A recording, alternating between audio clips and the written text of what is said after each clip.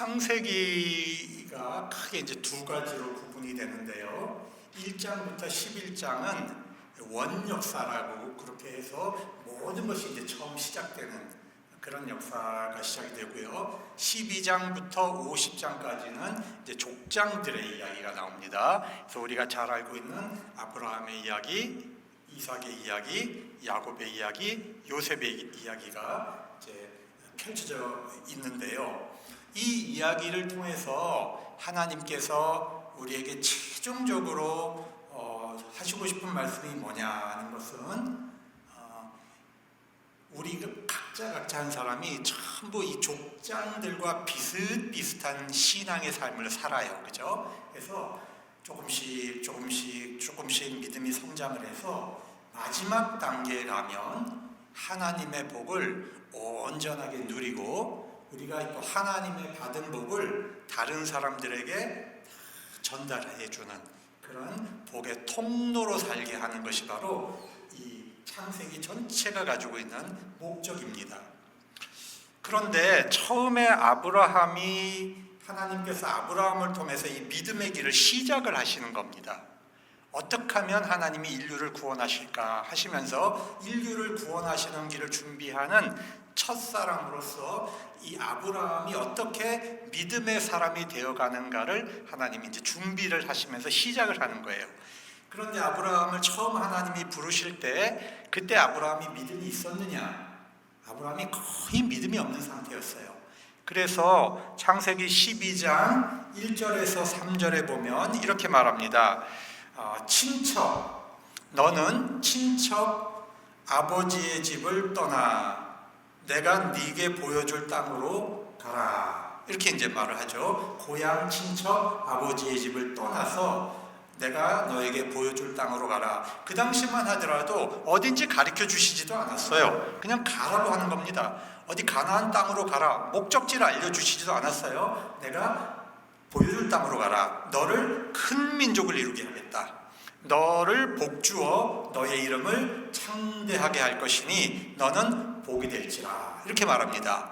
그리고 나서 뒤에 3절에 가서 너를 축복하는 자를 내가 복주고 너를 저주하는 자를 내가 저주하리니 땅의 모든 족속이 너로 말미암아 복을 얻을 것이다. 그래서 이 뒷부분에 가면 예수 그리스도를 통해서 땅의 모든 족속이 하나님의 복을 누리게 하는 것이 하나님의 목적이에요.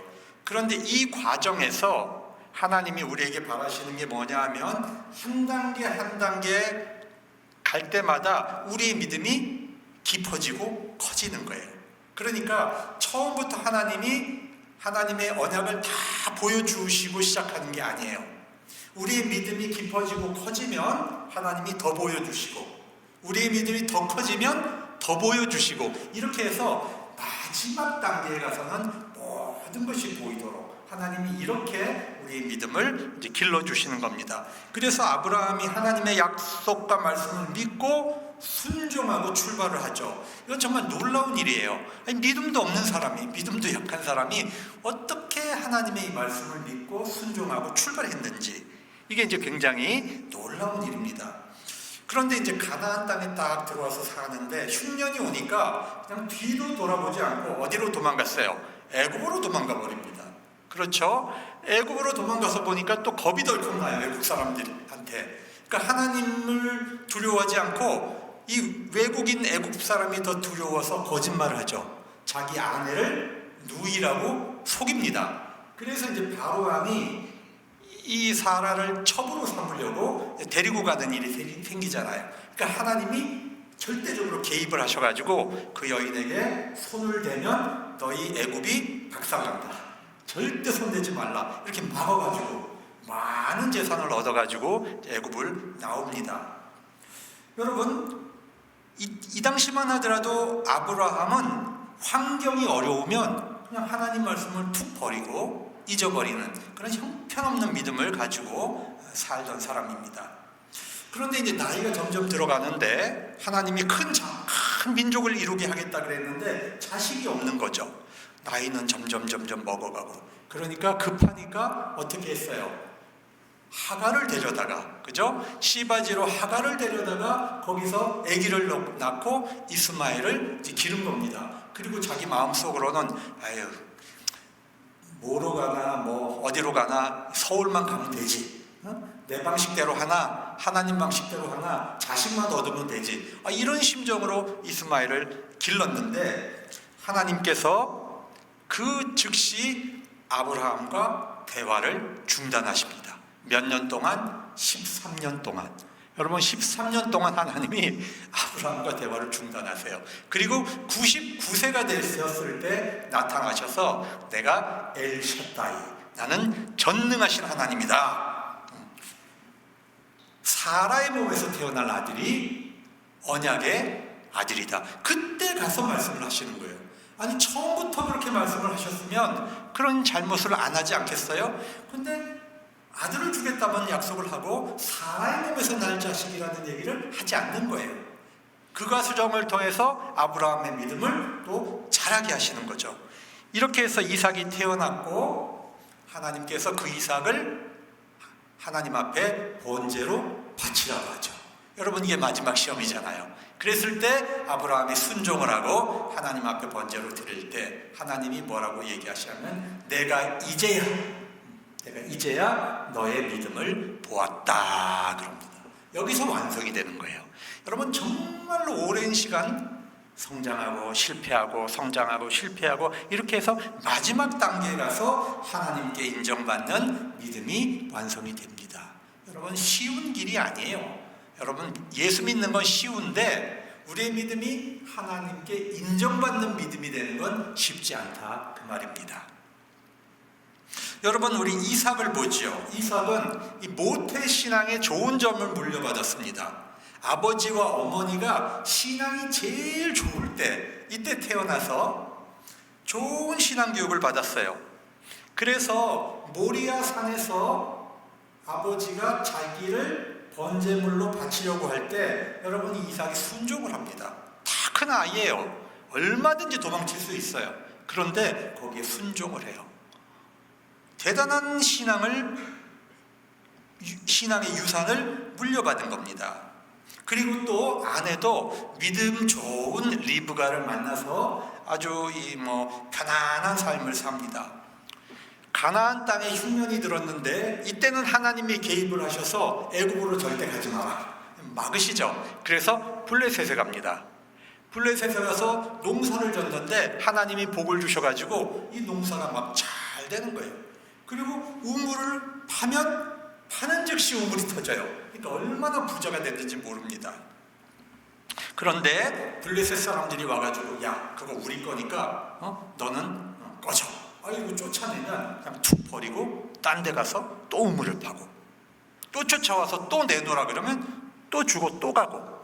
이런 거 보면 이삭의 성품이요 아주 온순한 사람이에요. 아주 좋은 품성을 타고났죠. 그래서 넓게 하시는 하나님 르호봇의 하나님을 체험합니다. 이삭은 평생 하나님의 보호 가운데 다투지 않고 그렇게 신앙생활을 했어요. 그러나 완벽한 신앙은 아니었죠. 블레셋에 갔을 때 부끄러운 일을 당하는데 이 블레셋 사람이 무서워서 아버지가 잘못한 잘못을 또 저지르죠. 자기 아내를 누이라고 속여서 이 바로 왕에게 크게 책망을 당합니다. 그런데 아브라함의 믿음은 개척하고 고난을 겪고 어렵게 인정받는 믿음이었는데 이삭은 모태신앙으로 자라나서 하나님의 보호를 받으면서 평생을 순탄하게 사는 삶을 살아요. 그러니까 여러분 하나님께 똑같은 신앙생활을 해도 똑같은 길을 가는 건 아니에요. 어떤 사람은 하나님이 이런 방식으로 믿음을 키우고 어떤 사람은 또 다른 방식으로 믿음을 키운단 말입니다. 그런데 우리가 야곱을 한번 살펴볼게요. 야곱도 모태신앙에서 태어났어요. 이삭과 리브가 사이에서 태어났어요. 신앙 좋은 부모 밑에서 태어났는데 야곱의 경우는 모태신앙의 약점을 가진 사람이에요. 여러분 모태신앙이 장점도 있지만 약점도 있어요. 약점은 뭐냐면 좀 게을르고 그냥 다 잘 되겠지 이렇게 가지고 처절하게 하나님을 붙드는 그런 또 신앙을 안 갖는 게 또 약점이에요. 장점은 뭐냐면 크게 도망가지 않아. 끈적끈적하게 잘 안 믿는 것 같은데 그래도 하나님 앞에 붙어 있어. 그러다가 결정적인 체험을 하고 하나님께로 돌아오는 또 그런 또 아주 그런 장점이 또 있잖아요. 그래서 여러분, 우리가 나이 들어서 예수 믿는 사람들은 갑자기 뜨거운 사람들이 있어요, 그죠? 근데 이렇게 갑자기 예수 믿는 사람들, 갑자기 뜨거워지는 사람은 또 오래 못 가는 경우가 많아요. 우리가 왜 종종 언론 같은 데 보면 조폭 이렇게 두목하고 이런 사람들 있잖아요, 그죠? 조직폭력배 보스가 회개하고 예수 믿었다 그랬는데 얼마 동안 지나다 보면 이 사람이 다시 감옥 가야 있잖아요. 범죄 조직을 또 저질러 갖고. 그러니까 여러분, 이렇게 갑작스럽게 예수 믿고 뜨거워진다고 해서 그게 신앙이 좋아지는 게 아니에요. 근데 우리 이 모태신앙의 장점은 예수를 믿는지 저게 신앙이 있는지 잘 보이지 않는데 뭔가 모르게 그 안에 이렇게 있는 게 있단 말이에요. 그게 굉장히 이제 장점이에요. 그러니까 야곱은 그런 사람이에요. 그래서 아버지 이삭을 닮기보다는 야곱은 누구를 닮았냐면 할아버지를 닮아요. 우리가 이제 격세유전이라 그러는데 아버지를 안 닮고 할아버지를 닮는 경우들이 있어요. 신앙을 격세유전으로 내려가는 거죠. 그래서 야곱은 할아버지를 많이 닮았고 또 요셉은 누구를 닮았어요? 요셉은 이삭을 많이 닮았어요. 그죠? 그런 특징이 있습니다. 그래서 야곱은 파란만장한 삶을 살아요. 날 때부터 지기 싫어하고 물질이든 영적인 것이든지 어떻게든지 자기가 뺏어서 소유해야 되고 싸우고 이런 사람들은 하나님이 억세게 다루시거든요. 그래서 외삼촌이자 장인인 라반의 집으로 도망가서 거기서 20년간 죽도록 종살이하고 죽도록 고생하고 이렇게 해서 이제 가나안 땅으로 하나님이 데리고 들어오죠. 그런데 아직도 철이 안 들었어요. 그래가지고 베델로 가라 그랬는데 어디로 갔어요? 세겜으로 갔잖아요. 거기가 살기 좋으니까. 거기서 이제 좀 편안하게 장사하고 살라고. 근데 거기서 사고가 터지는 거예요. 딸이 험한 꼴을 당하고 자식들은 눈이 뒤집혀가지고 그 마을 사람들 다 사륙해버리고 그러니까 도저히 거기서 살 수 없어서 결국에는 하나님 앞에 우상을 다 정리하고 모든 죄를 회개하고 옷을 깨끗이 갈아입고 베델로 가서 하나님 앞에 예배를 드리면서 이제 거기서 신앙이 뿌리 내리기 시작을 합니다.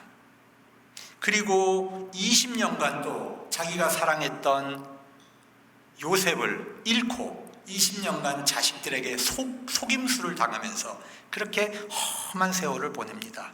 그런데 인생 말년에 오면요, 얼마나 야곱의 신앙이 성숙해졌는지 몰라요. 그죠? 그래서 그 신앙이 성숙해서 남을 축복하는 삶을 삽니다. 그래서 바로 왕도 축복을 하고 자기의 손주들도 축복을 하고 이제 임종을 앞두고 자기의 12아들을 다 불러다 놓고 하나 축복하고 예언하고 그렇게 야곱의 신앙이 이제 성숙해요. 그러니까 이 창세기에 있는 모든 이 역사는 뭐냐 하면 전부 우리 이야기입니다. 우리 이야기. 한 사람 한 사람이 전부 우리처럼 신앙이 부족한 데서 실패하고 시험당하고 어려움 겪고 또 이겨내고 하나님이 또 은혜 주셔서 또 이겨내고 그래서 마지막에 가서는 어떤 단계? 복을 누리는 단계. 복을 누리는 단계로 우리가 가는 거예요. 그때쯤 되면 우리가 예수의 이름으로 우리 하나님의 이름으로 누구든지 축복할 수 있는 그런 영적인 권세가 담는 영적인 권세를 갖는 그런 사람으로 하나님이 우리 성도들을 다 이끌어 가시는 그런 삶을 살라고 우리가 창세기를 쫙 펼쳐 보여주신 거란 말이에요.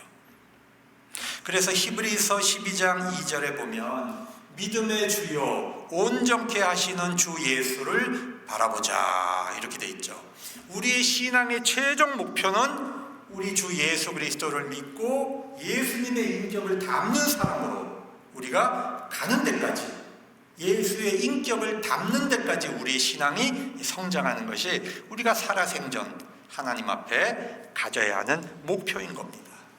그런데 구약에서는 가장 예수님 닮은 사람이 누구냐 하면 바로 요셉이에요. 요셉.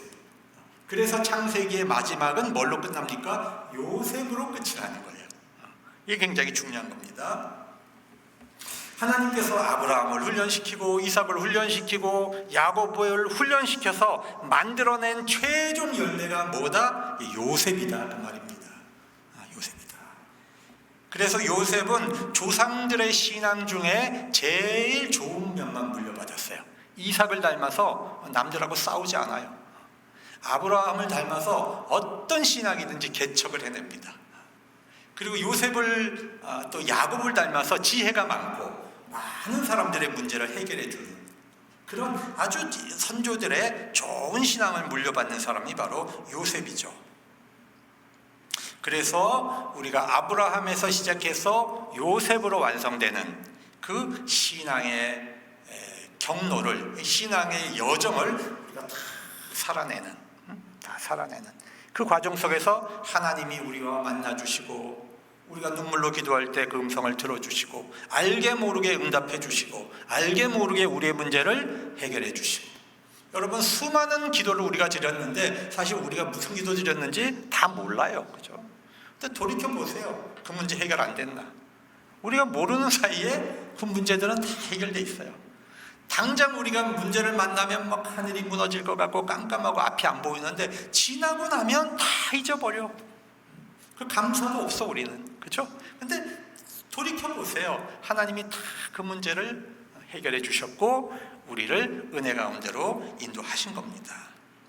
창세기 49장에서 야곱은 12자식들에게 유언하며 예언을 남깁니다. 축복도 있지만 저주와 꾸지람도 있어요. 그런데 여기서 가장 축복을 받은 사람이 두 사람이 등장을 하는데 첫 번째가 유다였고 두 번째가 요셉이었습니다. 여러분 한번 마음속으로 생각을 해보세요. 하나님이 나한테 유다의 축복을 주시는 게 좋은지 요셉의 축복을 주시는 게 좋은지 여러분이 마음속으로 한번 생각을 해보시기 바랍니다. 우리가 유다는 지난 주일날 공부를 했어요. 그죠? 유다는 하나님께서 무슨 복을 주셨습니까? 이 통치자의 복을 주셨어요. 그래서 유다에게는 장자권이 내려갔고 그죠? 유다는 그래서 다른 사람들보다 더 큰 몫을 받고 또 다윗의 왕권이 유다 지파에서 나오고 그 다윗의 혈통을 따라서 메시아 예수 그리스도가 태어나시는 그런 아주 왕권, 통치권의 축복을 받습니다. 그런데 유다에게 주신 이 축복은 유다 개인에게 주신 게 아니에요. 유다 지파 전체에게 주신 거죠. 전체에게 주신 겁니다. 그런데 오늘 재밌는 것은 요셉에게 주신 축복은 요셉 개인에게 주신 축복 또 요셉 지파에게 주신 두 축복이 섞여 있어요. 그러니까 12지파를 축복하시는데 그 중에 개인에게 해당되는 축복은 오직 요셉에게만 가는 겁니다. 이거 아주 탐나지 않습니까? 저는 사실 이 왕 뭐 이런 거 되는 거 별로 안 좋아해요. 저는 요셉에게 주시는 축복이 더 탐이 납니다. 사실은 뭐 왕권, 통치권 이런 데 별로 욕심이 없어요. 근데 이게 참 요셉 개인에게도 주셨고 요셉의 후손에게도 주시는 그런 축복인데 유다에게 주신 축복은 유다의 믿음과 아무 관계가 없어요. 그건 하나님의 주권으로 결정하신 거예요. 유다가 믿음 좋아서 유다가 뭐 특별해서 하나님이 그 가문의 왕의 가문이 되게 하셨냐? 그거 아니거든요. 그건 하나님의 섭리고 하나님의 뜻이에요. 그런데 요셉에게 주신 축복은 참 재밌게도 이게 신앙이 결부되어 있어요. 요셉이 가지고 있는 믿음과 하나님이 주시는 축복이 뭔가 연결되어 있다는데 굉장히 신비로움이 있습니다. 자 보세요. 하나님께서 아브라함을 선택하고 부르실 때 뭐라고 얘기했냐면 너는 복이 될지라 그랬죠. 그렇죠? 이 복과 관계가 있잖아요. 아브라함의 마지막 단계는 뭐가 된다 그랬어요? 복이 된다 그랬죠. 그래서 모든 족속이 너로 말미암아 복을 얻을 것이다 그랬어요. 그러니까 복을 자기도 누리고 그 복을 하나님이 주시는 복을 주변의 이웃 사람들에게 전 세계로 전달하는 임무를 맡은 게 바로 이게 아브라함의 마지막 단계의 축복이란 말이에요. 그것이 지금 누구에게로 가는 겁니까? 요셉에게로 가는 거예요. 요셉에게로. 하나님께서 요셉에게 주신 축복은 그냥 주신 게 아니고 아브라함에게 약속하신 것이 지금 완성되는 단계로 가서 요셉에게로 갔다는 겁니다. 그러니까 아브라함이 그 복을 받으려면 어떻게 했어요? 믿고 순종하고, 믿고 순종하고, 믿음이 점점 커지면서 그 복을 받는 거잖아요. 그러니까 요셉의 믿음이 완전히 성숙돼 있을 때, 완전히 성숙돼 있었기 때문에 그 복을 받았다 이 말입니다. 그러면 도대체 요셉의 믿음은 어떤 믿음인가? 우리가 그걸 이제 성경을 통해서 확인을 해볼 필요가 있습니다. 자, 창세기 40장 8절 권사님 좀 올려주세요. 네, 한번 같이 읽어보겠습니다. 시작.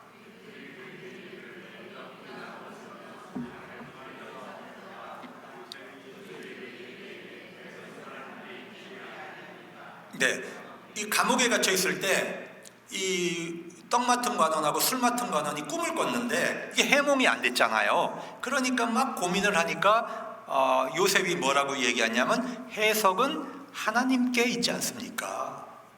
자, 그렇게 말합니다. 내가 하는 게 아니죠. 해석은 하나님께 있습니다. 자, 그 다음에 창세기 41장 16절 말씀 다 같이 시작.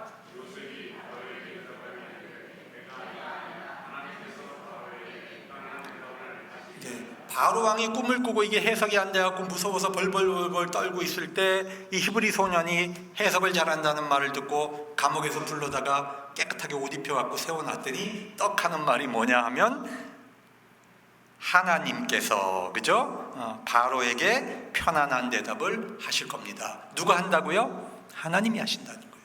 자, 그 다음에 창세기 41장 42절 시작.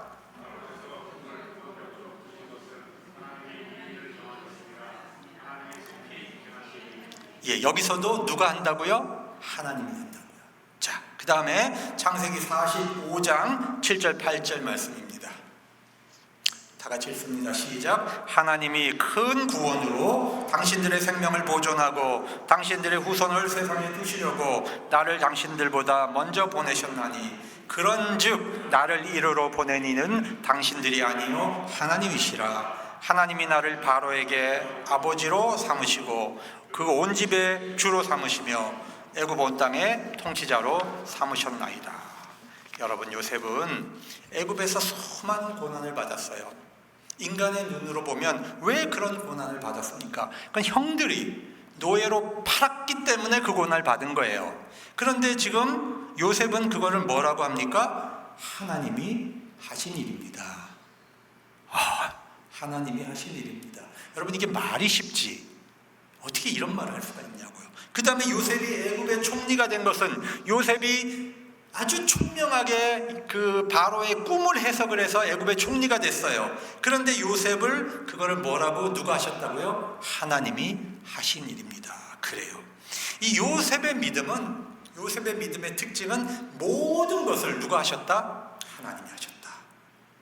지금 당장은 이게 앞이 안 보이고 깜깜하고 답답하고 아무 길이 없는 것 같고 세상이 무너질 것 같고 절망투성이고 마음이 아프고 뒤에는 배신자들이 가득하고 그런 것 같은데 그 험악한 환경 속에서 하나님이 하셨다.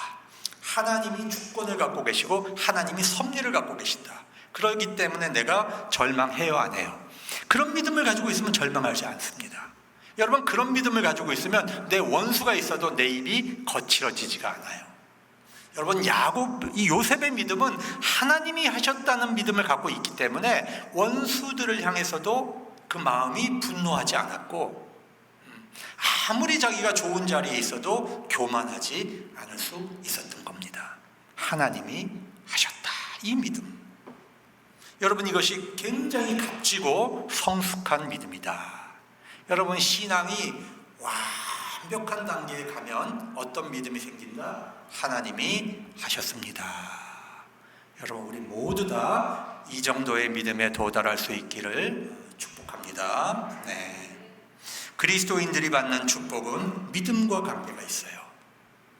믿음과 상관없이 복이 온 것은 이건 하나님의 복이 아닙니다. 여러분, 사탄이요, 사람들에게 물질을 주고 사람을 망가뜨리는 경우가 얼마나 많은 줄 아십니까?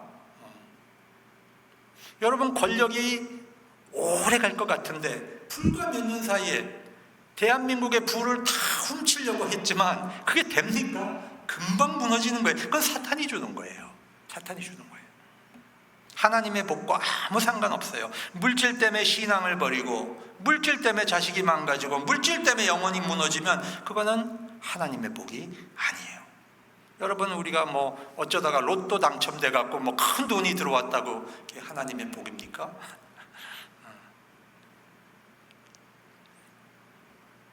성경에 보면 어리석은 부자가 자기 재산 때문에 신앙을 버려요. 자기 재산 때문에.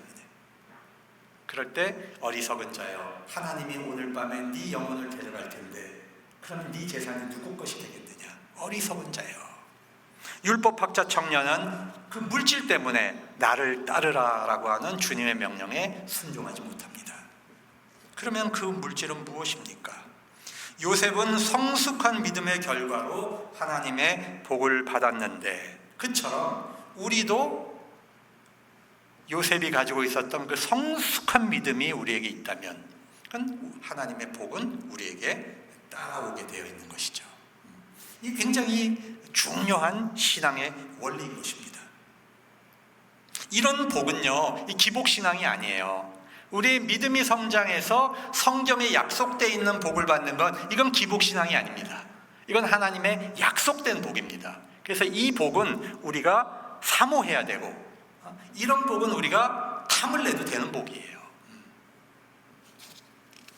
오늘 22절에서 26절까지 본문에 들어가면 야곱이 요셉에게 주는 축복이 네 가지 특징이 이제 나오는데, 첫 번째는 뭐냐? 열매 맺는 가지가 되는 축복이에요. 따라해 봅시다. 열매 맺는 가지. 두 번째는 고난을 이겨내는 축복. 세 번째, 신앙의 유산을 물려받는 축복. 네 번째는 탁월하게 되는 축복. 네, 그렇습니다. 자, 22절에 보면 이렇게 되어 있어요. 제가 읽습니다. 요셉은 무성한 가지라. 요셉은 무성한 가지, 곧 샘 곁에 무성한 가지라. 그 가지가 담을 넘었도다. 우리가 부르는 그 찬양 중에 너는 담장 너머로 뻗은 가지, 뭐 이런 노래 있죠, 그죠? 이게 바로 여기서 나온 거예요. 야곱의 요셉의 축복입니다. 무성한 가지라고 하는 건 무슨 뜻이냐 하면 계속 열매를 맺는 가지예요. 계속 열매를 맺는 가지. 여러분 한번 생각을 해보세요. 누가 과일을 한 바구니 탁 갖다 주는 거하고 누가 우리 집에 계속 그 열매를 맺는 가지가 있으면 어느 것을 여러분이 더 선호하겠습니까? 과일 한 바구니 한 번 툭 받고 끝나는 거하고 계속 열매를 생산하는 그런 나무에 가지가 있다면 여러분이 어느 것을 더 선호하겠어요? 그건 당연히 계속 열매를 맺는 가지가 더 좋은 거예요. 그러니까 하나님께서 우리에게 주시는 복은 일회성으로 주는 복이 아니고, 일회적인 게 아니고 뭐다? 지속적인 거예요. 지속적인 거. 끊임없이 지속되는 거. 그 열매를 맺는 가지입니다. 그래서 요셉은 참 무엇을 해도 지속적으로 열매를 맺어요. 그 삶을 한번 보세요. 아버지 집에 있을 때는 아버지 사랑을 받았고, 보디발 집에 노예로 팔려갔는데 거기서는 주인의 눈에 들어서 그 집에 총무가 됐고, 누명을 쓰고 감옥을 갔는데 그 감옥에서도 열매를 많이 맺어내니까 그 감옥 전체를 관리하는 책임자가 되었고, 애굽의 총리가 되어서도 풍년과 흉년을 잘 관리해서 수많은 사람을 살리는 그런 열매 맺는 가지가 되었고, 또 자기의 가족을 70명을 애굽으로 이주시켜서 여기서 큰 민족을 이룰 수 있도록 이 고센 땅에 정착시키는 이 하나님의 구원 사역에 쓰임받는 가지가 되었고, 그러니까 이 요셉의 삶이라고 하는 것은요, 일회적으로 남을 돕는 그런 삶이 아니고 일평생을 거쳐서 계속 열매를 맺어내는 이런 축복받는 삶이 있었다는 거죠. 여러분, 하나님 앞에 우리의 신앙이 성숙해지면 하나님이 우리에게 주시는 축복은 이런 축복을 주시는 거예요. 지속적으로 열매 맺는 축복. 여러분, 이거는 우리가 탐을 내야 됩니다. 그런데 이렇게 계속 열매를 맺을 수 있는 이유가 있어요. 그건 뭐냐 하면 샘 곁에 심긴 가지기 때문에 그렇습니다. 시편 1편 3절 말씀 한번 성경 같이 보겠습니다. 자, 시작.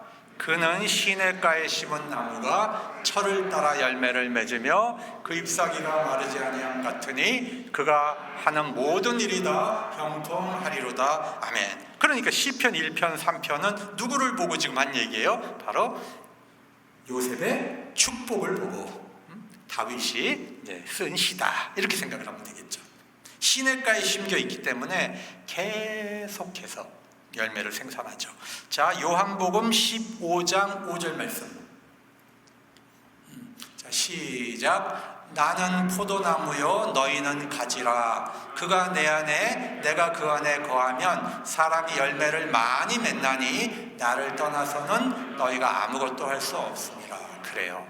우리가 열매를 맺는 삶을 사는 건 우리가 누구 안에 거해야 됩니까? 예수 그리스도 안에 우리가 거해야 하고, 우리 주 예수 그리스도께서 우리 안에 거하실 때 우리의 삶이 지속적으로 열매를 맺는 그런 삶을 살게 됩니다. 이런 모습은 어떻게 보이냐 하면 보디발이 보았을 때, 감옥의 간수장이 보았을 때, 바로가 보았을 때 저 사람은 범사에 하나님이 함께 하신다. 안 믿는 사람 눈에도 그게 보인다는 거예요. 저 사람은 범사의 모든 일에 하나님이 함께 하신다. 그리고 이 요셉이 받은 이 또 축복의 특징은 담장을 넘어가요. 이렇게 담장 너머로 넘어가. 담장은 높잖아요. 우리가 다 담이 있잖아요. 담이 있으면 넘기가 쉽습니까? 담에 갇힙니다. 이 담장이라고 하는 것은 한계를 말해주는 거예요. 한계. 요셉은 살면서 많은 한계를 만납니다. 처음에는 어떤 담이 있었습니까? 노예라는 신분의 한계예요. 여러분, 애굽에 노예로 팔려갔어요. 거기서 무슨 일을 할 수 있습니까? 노예라는 신분에 갇혀 있잖아요. 그 다음 어디로 갑니까? 감옥으로 가요. 거기는 신분의 그 담장뿐만 아니라 실제로 물리적인 감옥의 담 속에 갇혀서 사는 겁니다. 그 다음에 제수라는 낙인의 담장이 또 찍힙니다. 이건 정말 외적인 거죠. 그런데 요셉의 내면 세계를 한번 살펴봅시다. 이 내적으로는 얼마나 억울함이 크겠습니까? 이 억울함의 담. 일평생 여러분, 이 억울함은요 쉽게 안 사라져요. 내가 억울하게 예수 믿어도 이게 좀 남아있는 거거든요. 앙금이. 그 다음에 미움. 한두 사람이 밉겠어요? 자기 형들 다 이쁘겠습니까? 자기를 팔은 10명의 형들. 그 다음에 자기를 강간범으로 무고로 집어넣었던 그 보디발의 부인, 자기를 감옥에 보낸 보디발, 또 기껏 꿈을 해석해서 좋은 자리로 보내줬더니 자기를 노예라고 잊어버린 그 술 맡은 관원장에 대한 미움, 분노, 복수심. 내가 이렇게 인생이 끝나는가 하는 그 좌절감, 두 번 다시 생각하기 싫은 그 얼굴들, 욕설들, 수많은 내면의 담이 자기를 확 누르고 있잖아요. 그런데 하나님께서는 하나님이 함께 하시니까 이 야곱의 가지가 어떻게 됐습니까? 그 담장을 넘어가요. 여러분, 넘어갑니다. 우리 신앙생활도 그래요. 우리 안에 얼마나 많은 담이 있습니까? 경제적인 담들, 자식의 담들, 육체의 고통의 담들, 이 연약함의 담들, 담장들. 여러분, 우리가 우리 능력으로는 이걸 못 넘어요. 그죠? 다 못 넘어갑니다. 우리가 예수를 믿는 이유는 무엇이다? 하나님께서 우리 안에 이 담장을 넘겨주시는 거예요. 넘어가도록.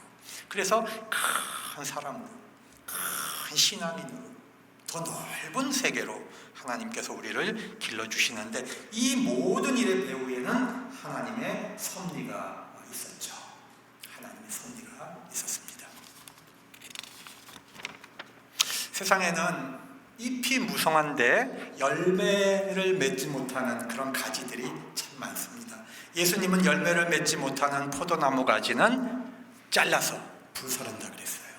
예수님이 예루살렘 성전에 들어가시다가 잎만 무성하고 열매가 없는 무화과 나무를 꾸짖었는데 그 다음날 다 말라 죽었어요. 그게 뭘 상징하는 겁니까? 예수님께서 사랑의 열매를 맺지 못하는 이 유대 성전 종교를 예수님이 저주하신 거죠.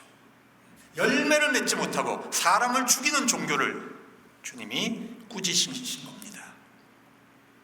여러분, 오늘날 교회들도 열매를 맺지 못하면 우리가 하나님께서 어느 땐가 심판을 하시는 겁니다. 내 안에 예수의 생명이 없으면 열매를 맺을 수가 없어요. 여러분, 열매 맺는 가지 옆에 있는 열매 못 맺는 가지는 얼마나 비참하겠어요. 그죠? 힘들죠? 그러니까 어떡합니까? 위선을 해야 돼요. 열매를 사다가 주렁주렁 매달아 놔야 돼요. 그죠? 남들 볼 때는 열매가 맺힌 것처럼. 그러나 시간이 조금 지나면 썩어요. 일주일 지나면 썩어서 냄새가 납니다. 사람들이 잘 알아요. 여러분, 그럴 때 내 삶이 정말 열매 맺는가? 내가 열매가 있는 척 위선을 하고 있지는 않은가? 우리가 하나님 앞에서 곰곰이 반성하고 예수 그리스도 안에 거하는 삶으로 우리가 다시 복귀해야 됩니다. 우리 주님을 내 마음의 주인으로 다시 모셔드리는 그런 샘가에 심긴 나무가지가 다 될 수 있기를 바랍니다. 두 번째 축복이 뭐냐? 23절, 24절 말씀이에요. 같이 읽습니다. 시작. 활 쏘는 자가 그를 학대하여 적개심을 가지고 그를 쏘았으나 요셉의 활은 도리어 굳세며 그의 팔은 힘이 있으니 이는 야곱의 전능자 이스라엘의 반석인 목자의 손을 힘입음이라. 요셉은요 수많은 원수의 불화살을 맞았어요. 어려서는 형제들의 질투의 화살을 맞았고, 청년이 돼서는 이 보디발 아내의 유혹의 화살을 맞았고, 정욕의 화살도 있었을 거예요. 누명의 화살을 맞았고, 감옥에서 꿈의梦을 해주었지만 술 맡은 관원에게는 무시당하는 화살을 맞았어요. 하나님께서 왜 나를 버려두시는가 하는 절망의 화살도 맞았어요. 그런데 요셉은 그 화살을 맞고 쓰러지지 않았다 그 말입니다. 요셉의 마음은 무너지지 않았다 그 말입니다. 요셉의 활은 도리어 굳세어지고 그의 팔은 힘이 있었다 그랬습니다. 무슨 얘기냐면 요셉의 믿음이 고난을 통해서, 불화살을 통해서 더 튼튼해졌다 그 말입니다. 기도의 힘이 더 강해졌다 그 말입니다. 그래서 요셉은 누구에게도 원수받지 않았어요. 누구에게도 저주를 퍼붓지 않았어요. 그러나 요셉은 승리합니다. 사랑하는 여러분, 우리가 고난받을 때 무너지는 사람이 있고 튼튼한 신앙의 용사가 되는 사람이 있습니다. 요셉은 신앙의 용사가 됐죠. 왜? 그 비결은 전능하신 우리 하나님, 목자가 되시는 우리 하나님의 도움을 믿었기 때문이에요. 여러분, 마음이 아파도, 절망이 오는 것 같아도 쓰러지지 마십시오. 마음이 무너지면 안 됩니다. 우리 마음을 믿음으로 굳세게 하시기 바랍니다. 세 번째 신앙은, 축복은 신앙의 유산을 이어가는 거예요. 25절 같이 읽겠습니다. 시작. 내 아버지 하나님께로 말미암나니 그가 너를 도우실 것이요 전능자로 말미암아 그가 네게 복을 주실 것이라. 위로 하늘의 복과 아래로 깊은 샘의 복과 젖먹이는 복과 태의 복이로다. 여러분, 우리는 아브라함, 이삭, 야곱의 신앙이 성숙하는 과정을 보았고 그 모든 것이 요셉에게로 이어집니다. 그래서 요셉은 보면 10대 청소년 때 나타나는데 그때 이미 신앙이 상당히 성숙해서 나타나요. 그죠? 요셉은 뭐 그 잘못을 저지르는 게 없어요. 물론 뭐 형들의 이렇게 고자질하는 이제 그 정도의 잘못은 저지르는데, 어떻게 이것이 가능할까 보면 요셉은 이 조상들로부터 이어지는 신앙의 유산을 복으로 받아요. 참 놀라운 겁니다. 그런데 참 우리 중에는 좀 마음이 아픈 사람이 있어요. 우리 조상 중에 예수 믿은 사람이 없어. 우리 조상이 쌓아놓은, 하나님 앞에 쌓아놓은 뭔가 이 신앙에 유산이 없는 것 같아. 그래서 나는 뭐다? 나는 그냥 아브라함이야. 처음부터 나는 아브라함이지 나는 요셉의 그 축복을 못 받았다고 생각하는 사람이 있을 수 있어요. 절망하지 마세요. 절망하지 마세요. 여러분, 신앙의 유산을 물려받지 못하면 여러분 신앙의 선배를 잘 두면 돼요. 신앙의 선배. 그런 사람들 많아요. 여러분, 엘리사가 뭐 자기 집안에 신앙 좋은 사람 없었어요. 근데 누구를 쫓아다녔나? 엘리야를 쫓아다녔어요. 평생. 그래서 엘리야가 승천할 때 그 두루마기를 벗어주니까 하나님으로부터 엘리야가 행한 능력의 2배를 행하는 그런 능력을 물려받습니다. 여러분, 또 여호수아는 그 눈의 아들인데 눈이 어떤 사람인지 우리 잘 몰라요. 신앙이 어땠는지. 근데 누구를 쫓아다녔어요? 평생 모세를 쫓아다녔어. 그래서 모세를 이어서 이 민족을 이끌고 가나안으로 들어가는 그 축복된 일을 하잖아요. 우리가 또 여인들도 마찬가지예요. 룻은요, 모압 여인이 무슨 신앙이 있었겠어요? 그 집안이 전부 우상 숭배자지. 그런데 누구를 쫓아다녔어요? 시어머니 나오미를 끝까지 어머니 하나님이 나의 하나님입니다 쫓아다녔죠. 그래서 다윗의 할머니가 되잖아요. 우리 주 예수 그리스도의 조상이 되잖아요. 여러분, 이것이 다 신앙의 유산입니다. 그래서 요셉이 받은 복의 내용을 보면 위로는 하늘의 복을 받았다. 여러분, 먼저 신령한 복을 먼저 받는 거예요. 하나님은 우리에게 신령한 복을 먼저 주시는 거예요. 두 번째는 깊은 샘의 복을 받았다. 뭐냐면 끊임없이 밑에서 올라오는 물이 올라오는 그 우물을 받는 거죠. 이거는 물질적 축복을 뜻하는 겁니다. 그 당시에는 물이 있어야 여러분 재산이 모을 수 있는 거기 때문에. 그 다음에 태의 복, 젖먹이는 복, 이렇게 해서 자손이 번창해지는 건데, 이건 단순히 육신의 자손만을 뜻하는 게 아니고요, 자기가 남기는 영적인 후손들도 여기에 다 포함이 되는 겁니다. 이렇게 해서 하나님은 성숙한 신앙을 가진 사람에게는 이러한 복을 허락해 주신다는 것입니다. 마지막으로 26절 같이 읽겠습니다. 시작. 네 아버지의 축복이 내 선조의 축복보다 나아서 영원한 산이 한없음 같이 이 축복이 요셉의 머리로 돌아오며 그 형제 중 뛰어난 자의 정수리로 돌아오리로다. 굉장히 어려운 말 같은데 별로 어려운 거 아니에요. 자, 설명해 드릴게요. 네 아버지의 뭐라 그랬어요? 네 아버지의 축복이 그랬죠. 요셉을 보고 지금 야곱이 네 아버지의 축복이 그러면 지금 누구의 축복이란 얘기예요? 내 축복이 그런 뜻이에요. 그죠? 그럼 야곱이 하는 말이 내 축복이 그러지 않고 네 아버지의 축복이 누구보다 나아서 네 조상보다, 그러니까 이삭과 아브라함의 축복보다 내 축복이 지금 더 크다는 거예요. 와, 여러분 이 신앙의 담대함을 보세요. 그 신앙의 첫 조상이었던 아브라함의 축복보다, 우리의 아버지 이삭의 축복보다 나의 축복이 훨씬 더 크다. 와, 이건 굉장한 담대함이거든요. 근데 사실 따져보면 맞아요. 왜냐하면 아브라함이 축복은 한 사람밖에 못했어요. 그렇죠? 그래서 이삭만 축복을 했죠. 이스마엘에게는 축복을 못했습니다. 이삭은 또 누구만 했어요? 야곱만 축복했잖아, 속아서. 그러니까 에서가 아버지 한 오락이라도 남은 거 없어요? 그거라도 주세요. 그러니까 나는 못한다. 한 번에 다 갔다. 한 명밖에 못한 거죠. 근데 지금 야곱은 몇 명을 하는 거예요 지금? 12명을 했고 또 손주까지 다 했고. 여러분 이 축복이 지금 어마어마하잖아요. 그죠? 야곱의 축복. 이게 이 영적인 담대함이 지금 여기서 등장을 해요. 여러분이 야곱의 축복은 대를 이어서 영원히 이어져 가고 그리스도 안에서 하나님이 백성이 되는 우리 모든 성도들 교회에까지 이어진다는 겁니다. 야곱이 요셉에게 한 이 축복은 우리에게도 지금 유효하다, 무효하다? 유효하다. 야곱이 이런 걸 본 거예요. 마지막에 임종을 앞두고 하나님이 자기에 주시는 이 축복권을 본 거예요. 멋지잖아요, 그죠? 우리도 죽기 전에 참 이렇게 죽으면 얼마나 참 멋질까? 멋지잖아요. 그리고 그 축복이 요셉의 머리로 돌아오며 정수리로 온다. 이 정수리로 온다는 건 탁월함이에요, 탁월함. 그래서 요셉은 참 탁월했어요. 노예들 가운데 총무가 됐고 죄수들 가운데 관리인이 됐고 애굽에서 총리가 됐고 12형제 간에 가장 탁월했습니다. 그 다음에요, 요셉의 후손들 중에서도 탁월한 사람이 많이 나왔어요.